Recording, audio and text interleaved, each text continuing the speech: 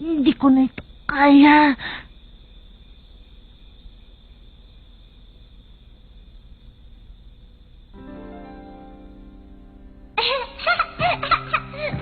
Gon, tama na yan. Ang mabuti pa matulog ka na. Opo.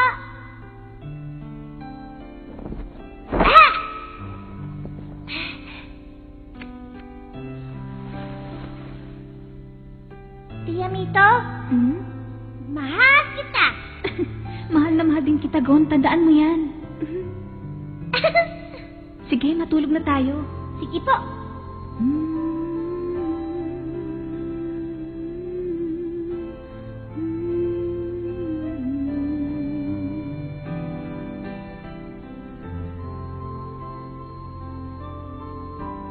Tia Mito, yakapin mo ko. Bakit? Giniginaw ka ba? Salamat po.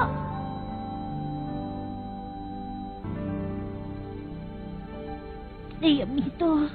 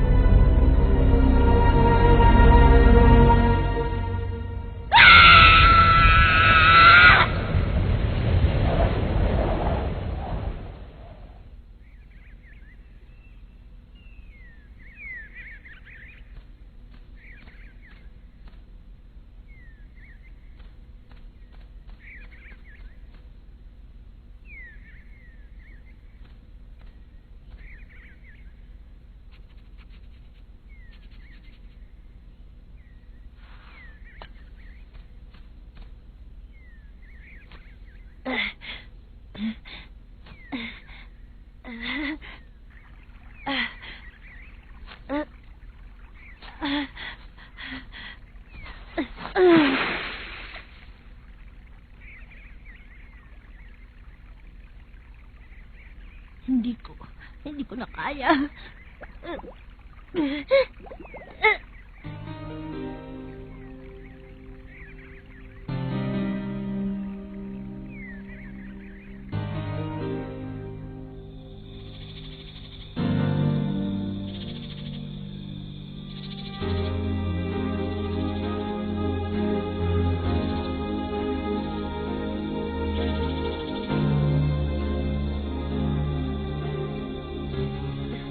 Yamito, Konta.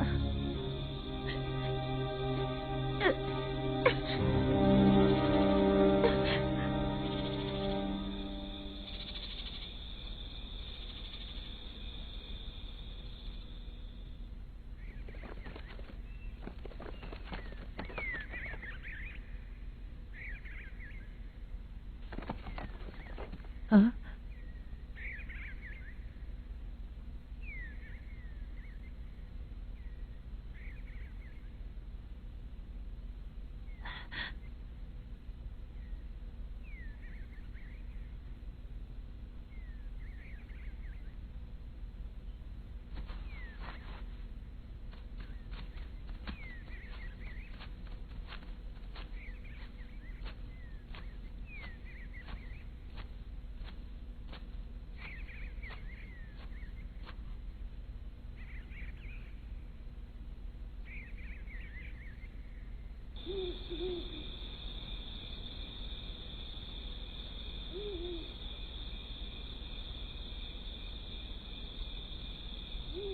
Totoo nga pala. Kahit nagpakita pa ng awa sa akin si Hisoka. Bakit? Ano pa itong nangyayari sa akin? Hindi ko yata kayang mabuhay nang walang tumutulong sa akin. Samantalang, ang tingin ko sa aking sarili ay napakagaling ko na. Pero nandito ako't naguguluhan. Hindi na alam kung anong gagawin. Lagi na lang ganito. Puro problema na lang ibinibigay ko sa aking mga kasama. Ano na bang gagawin ko? Nasa akin na nga ang numero ni Hisoka, pero baliwala.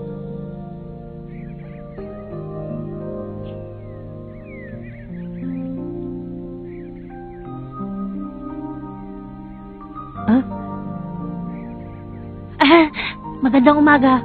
Nag-iisa ka rin ba dito? Wala kang kasama?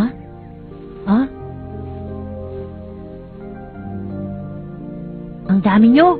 Marami ka palang kaibigan. Gusto ko silang makita.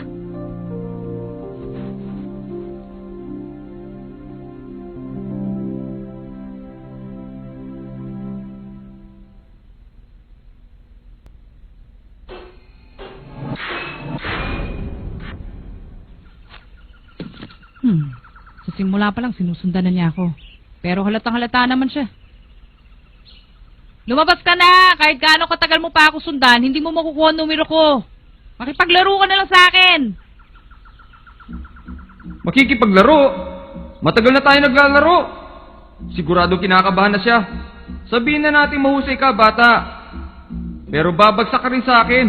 Kapag napagod ka na sa katatakbo sa aking anino, sigurado makakatulog ka. Tsaka kita atakihin. Kaya lang, 3 araw na eh. Bakit kaya hanggang ngayon di pa siya nakakatulog? Kung hindi ka magpapakita sa akin, ikaw ang hahanapin ko. Alam mo bang ayaw kong gawin to? Dahil kahit talunin pa kita, 10 puntos lang makukuha ko sa'yo. Naku, lagot. Siya na maghanap sa akin. Ano kaya ang gagawin ko? Lalabanan ko kaya siya? Siguro naman hindi niya ako basta-basta matatalo. Bata lang siya eh. Pero sigurista ako eh. Kaya kailangan ko tumakbo. Teka, kapag ginawa ko naman yun, magagalit sa akin yung mga kapatid ko. Kailangan ko makuha kanyang numero. Matagal ka na ba naghihintay? Ha? Kuya!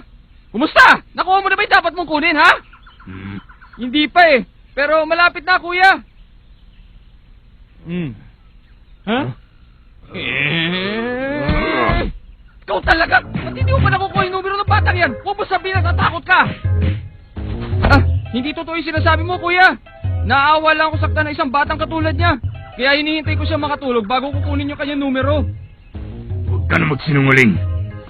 Sige na, sandali na lang, kukunin ko na. Masyado naman mainit ang ulo mo eh. Manood na lang kayo.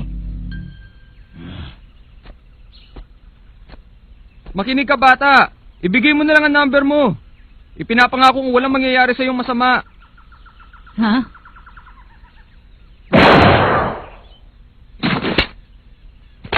Matigas kasi ulo mo, tsaka masyado kang mayabang eh. Gusto mo pang nasasaktan ka. Nakita niyo ba ginawa ko, kuya? Ano, ibibigay mo na ba o hindi? Huh? Bakit parang hindi man lang siya nagasgasan? Kung sumipa kay Mori, para kang gulay. Sa'yo pala tong number 198? Ha? Paano mo nakakuha yan? Alam mo ba ang numerong ito ay kasunod ng numerong hinahanap ko? Malamang ang numerong 199 ay isa sa inyong dalawa. Mori, hindi siya ordinaryong bata. Ihanda mo na sarili mo. Mapapalaban tayo. Oo. Oh.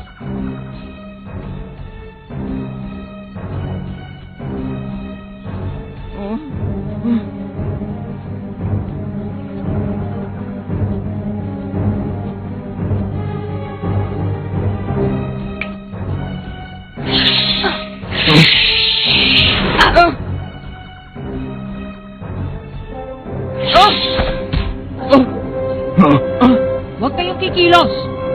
Ang kamay ko ay mas matalas pa kaysa sa isang kutsilyo, ha?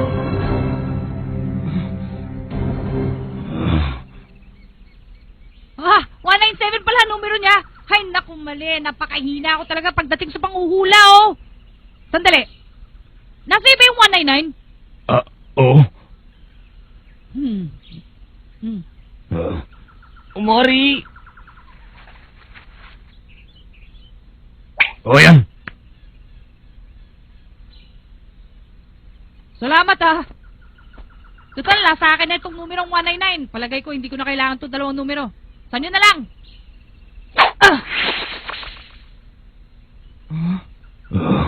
Itong isa naman, banda dun! Meron pang 4 na araw para hanapin ang mga numero ninyo. Sige.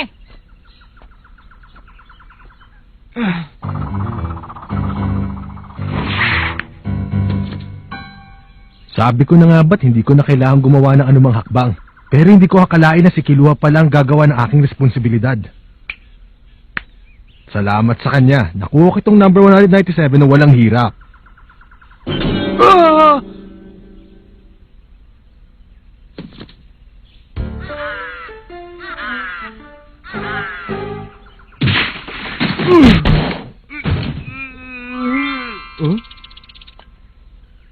Ano ka ba? Hindi mo ba alam na delikado ang ginawa mo? Nasisiraan ka na talaga, Tomba. Ay, naku. Nauubos lang panahon ko dito sa isla. Ano sa palagay mo, Kurapika? Nasaan na kaya nagpunta yung prinsesa ko? Prinsesa mo? Bumalik na lang kaya tayo dun sa pinanggalingan natin. Malamang marami ng tao dun na nakakumpleto ng kanilang puntos. Wala kang makikita doon. Kahit naagaw na ng ibang numero mo, meron ka pa rin pagkakataong para bawiin yun. Sa madaling salita, kahit makumpleto mo ang 6 na puntos, kailangan mo itong protektahan sa ibang aplikante. Kaya kailangan mo pa rin maging sigurista. Ganun pala. Mabuti pa, simulan na natin ang paghahanap. Ha? 20 oras na lang. Kapag meron ng aplikanteng nakakumpleto ng 6 na puntos, sigurado ako magpapahinga na siya. At ang lugar ng pahingahan ay malapit sa barko. Isa ako sa halimbawa, Leorio. Sige. Subukan natin.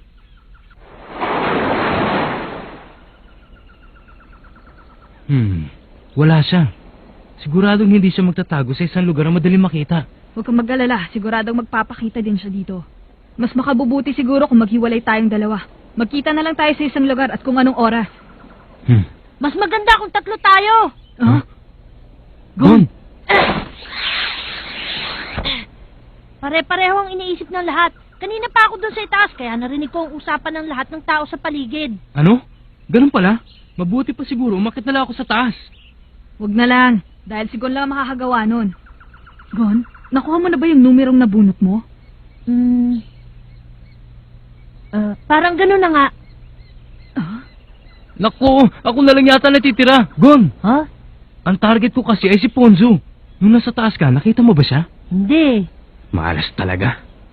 Ibig sabihin, baka naging biktima na siya ng ibang aplikante na hindi mahuli ang target. Hindi. O baka naman ay, naaksidente siya at hindi na siya makaalis sa isang lugar. Maaari din namang itinago niya ang kanyang numero at siya'y napahama kaya hindi siya nakita ni Gon. Maraming salamat sa pagpapalakas sa loob ko. Ang sinasabi ko lang naman sa inyo ay ang maaaring mangyari. Teka, kung hindi ako nagkakamali, siya yung gumagamit ng chemical. Ha? Huh? Gamitin mong pangamoy mo para makita natin siya. Tama ka. Balita ko nga ginagamit yung panlaban na chemical. Subukan natin, Gon. Sige, akong bahala dun. Basta para sa'yo, kaibigan.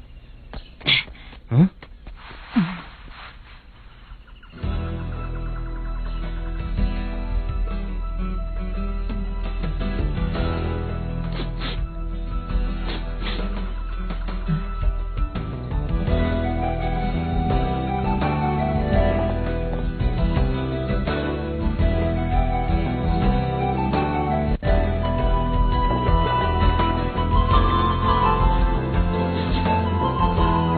Anong ginagawa mo?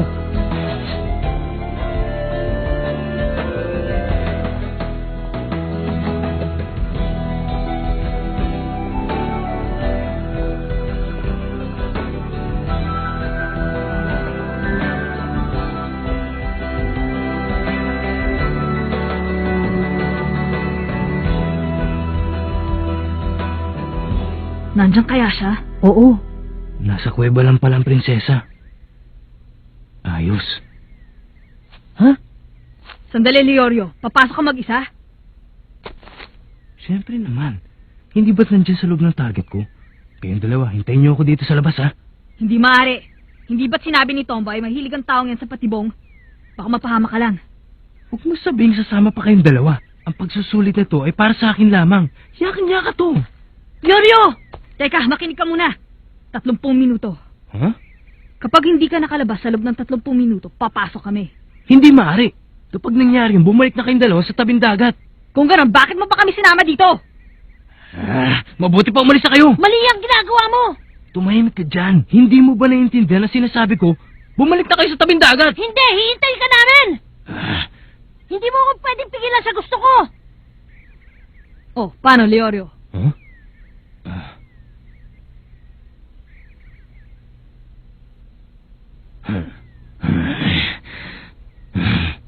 Bahala kayo. Oh, hawakan niyo to. Sige.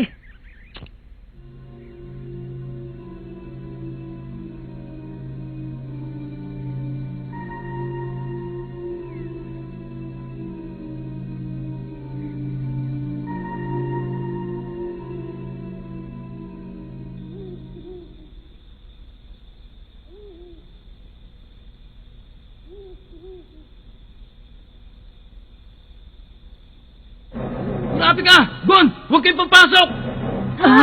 Maraming ahas! Leorio! Alis na!